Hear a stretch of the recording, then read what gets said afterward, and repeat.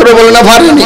আমার রাসূল বলে কুল্লু শাইইন ইয়ারজিউ ইলা আসলিহি, প্রত্যেকটা জিনিস তার মূলের দিকে ধাবিত হয়। যে যেইভাবে যেই ব্যক্তিটা জন্মগতভাবে যার সন্তান হবে ওই ব্যক্তির খায়সলত খারাপ থাকবে, আর যেই ব্যক্তিটা যদি কেউ মনের ভিতরে জন্মগত যদি খারাপ হয় সে মসজিদের ভিতরে থেকে ওই 2 নাম্বারই করবে। ঠিক নেবে ঠিক? আরো যারা বলে না ঠিক নেবে ঠিক? ব্রাহ্মণবাড়িয়ার মানুষ, নাসিরনগরের মানুষ, হবিগঞ্জের মানুষ, লাখাইয়ের মানুষ, ও মশাদিয়ার মানুষ, আমার রাসূল বলেছেন কুল্লু শাইইন ইয়ারজিউ ইলা আসলি, প্রত্যেক জিনিস তার মূলের দিকে ধাবিত হয়। আমি নজর করে দেখলাম, মিলাইয়া মিলাইয়া মিলাইয়া মিলাইয়া মিলাইয়া মিলাইয়া দেখলাম আমাদের বাংলাদেশে আজকে যারা নবীর সাথে বেয়াদবি করে তাদের আকীদা আবু জাহেলের সাথে মিলে। ওলীদ ইবনে মুগীরা, ওলীদ ইবনে কি রে ভাই উড়কা, এই মুরব্বি উড়কা, ওলীদ ইবনে মুগীরা সূরা কলমের মধ্যে 1 নাম্বার থেকে শুরু করে 13 নম্বর আয়াত পর্যন্ত ওলীদ ইবনে মুগীরার আল্লাহ 10টা গালি দিয়েছে। কয়টা? 10টা। কথা কয় না? কয়টা গালি দিয়েছে? কয়টা গালি দিয়েছে? কে দিছে? কে দিছে? 10টা গালির ভিতরে একদম শেষের যেটা গালি, কোনটা? শেষের গালিটা কি? উতুল্লিম বাদা যালিকা জানিন, উতুল্লিম বাদা যালিকা জানিন। আল্লাহ বলে হে রাসূল আপনার সাথে যেই ওলীদ ইবনে মুগীরা বেয়াদবি করছে তার ইতিহাস পড়ে দেখেন সে জানের সন্তান। কি সন্তান? বর্তমানে নবীর সাথে বেয়াদবিমূলক আচরণ যারা করে তাদের ইতিহাস খুলে দেখবেন তাদের জন্মের ভিতরে সমস্যা আছে। কথা কয় না কেন? কুল্লু শাইইন ইয়ারজিউ আসলি, প্রত্যেক জিনিস তার মূলের দিকে ধাবিত হয়। না হলে নবীর সাথে এইরকম প্রতারণা, নবীর সাথে এত বড় মিথ্যা অপবাদ দেওয়া, এটা কিভাবে হয়? অসম্ভব। নবীকে দেখলে নাকি এই আবুল কালাম আজাদ বাশার সাহেব বলতেছে নবীকে দেখলে জাহান্নাম হারাম হয়ে যায়, জান্নাত ওয়াজিব হয়ে যায়। এই হাদিস মিথ্যা মিথ্যা মিথ্যা। জোরে বলেন নাউজুবিল্লাহ, আরো জোরে বলেন নাউজুবিল্লাহ। আবার বলে মিলাদুন নবী, নবীর নূরের হাদিস যা বলে এটা বলে জাল, বলে মিলাদুন নবীর দলিল বললে বলে জাল, সবগুলি জাল জাল জাল জাল জাল। আমি বললাম নবীর পক্ষের হাদিস এগুলি জাল নয়, এগুলি একেবারে তোদের আকীদার বিরুদ্ধে যাও।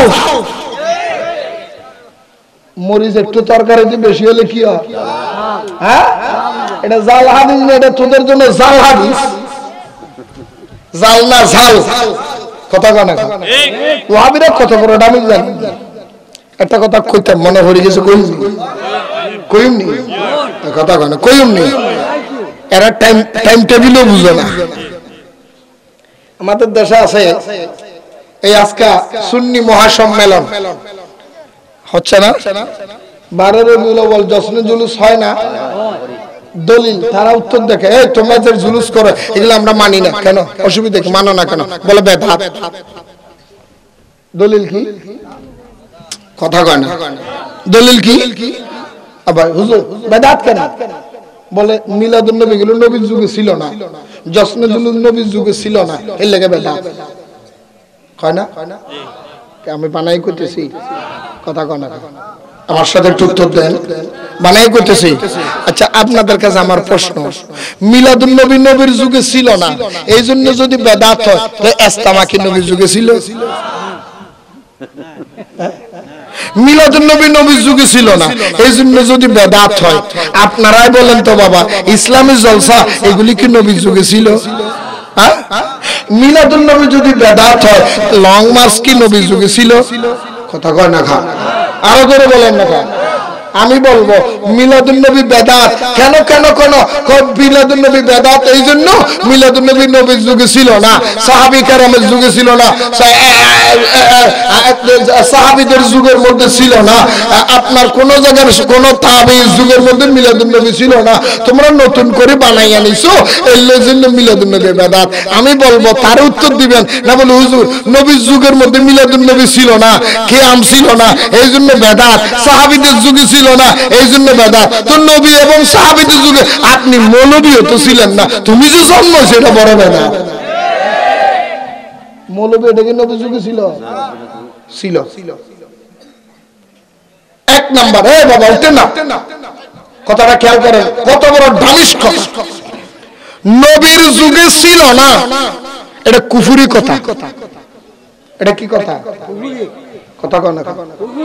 কোন ব্যক্তি যদি এখন বলে এই কাজটা নবীর যুগে ছিল না, তার থেকে তওবা করতে হবে। কি করতে হবে বুঝছেন? কি করতে হবে? কেন কেন কেন আগে বুঝেন। বর্তমানের যুগ যেটা চলতেছে এটা কার যুগ? কথা কয় না বাবা, যুগ তো বুঝেন না।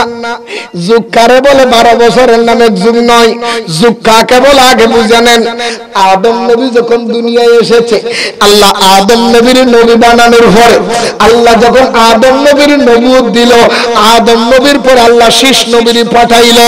আমার আল্লাহ ডাক দেখে, আদম শীষ পর্যন্ত তুমি, আদম থেকে শীষ পয়গম্বর পর্যন্ত মাঝখানে যেই টাইমটা ছিল এইটা হলো তুমি আদমের যুগ।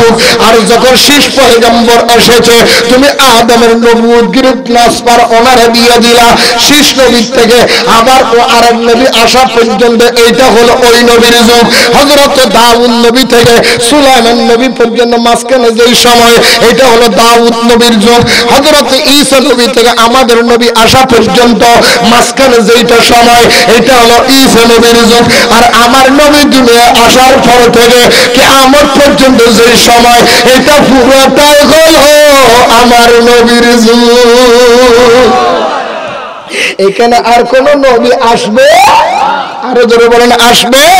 আল্লাহ এর জন্য কোরআনুল কারীমের ভিতরে বর্ণনা দিচ্ছেন, মা কানা মুহাম্মাদুন আবা আহাদিম মির রিজালিকুম ওয়ালাকির রাসূলুল্লাহি ওয়া খাতামান নবিয়্যিন। চিৎকার দিয়ে বলুন না সুবহানাল্লাহ। এই মুশরিকের মানুষ, আল্লাহ কোরআনুল কারীমের ভিতরে বলেন, দুনিয়ার মানুষ শুনো শুনো শুনো, মা কানা মুহাম্মাদুন আবা আহাদিম মির রিজালিকুম ওয়ালাকির রাসূলুল্লাহ, আমার দয়াল নবী কোন পুরুষের পিতা নয়। কোন পুরুষের পিতা? এই আয়াতটা কেন নাযিল হয়েছে জানেন না? কথা একটা মনে পড়ে গেছে। আয়াত এটার প্রেক্ষাপট আছে। এই আয়াত নাযিল হওয়ার কারণ হলো রাসূল পাক সাল্লাল্লাহু আলাইহি সাল্লামের ঘরে একটা ফালক সন্তান ছিলেন। কি সন্তান? কি সন্তান? নাম কি? হযরত যায়েদ ইবনে হারেস, যিনি মুতারের যুদ্ধে প্রথম শহীদ। সুবহানাল্লাহ বলেন। কয় নম্বর শহীদ? কয় নম্বর শহীদ? মুতারের যুদ্ধে 1 নম্বর। কথা খেয়াল করবেন, আমি কি বুঝাতে চাচ্ছি। হযরত যায়েদ ইবনে হারেস, ওনাকে আল্লাহর নবী লালন পালন করে বড় করে ওনারা বিয়ে করাইলেন। কি করাইলেন? ওনার বউয়ের নাম যায়নাব। ওনার বউয়ের নাম কি? কথা কয় না, এই কথা বলেন। ওনার বউয়ের নাম কি? যায়নাব। 1 দিন 2 দিন 3 দিন 4 দিন 5 দিন 10 দিন 1 মাস 2 মাস 3 মাস 4 মাস এইভাবে সংসার করতে করতে কিছুদিন যাওয়ার পরে দেখা যায় বিবি যায়নাবের সাথে যায়েদের লগে মিল নাই। সকাল বিকাল শুধু ঝগড়া লাগে, একজন আরেকজনকে সহ্য করতে পারে না। এক পর্যায়ের মধ্যে আমার দয়াল নবী রাহমাতুল লিল আলামিনের দরবারে দুজনের পরিবার পরিজন বর্গ একত্রিত করে সিদ্ধান্ত হয়ে গেল, হুজুর যায়েদের সাথে যায়নাবের সাথে মিল হয় না। হুজুর শরীয়ত মোতাবেক তালাক দিয়ে দেন, আলাদা করে দেন। তাদের দুজনকে আলাদা করে দিলেন, যার ঘরে সে চলে গেলেন। একদিন, 2 দিন, 3 দিন, কিছুদিন যাওয়ার পরে আমার দয়াল নবীর দরবারে জিবরাইল আসিয়া ডাক দিয়া বলে, ইয়া রাসূলুল্লাহ, ইয়া হাবিবাল্লাহ, নবী গো,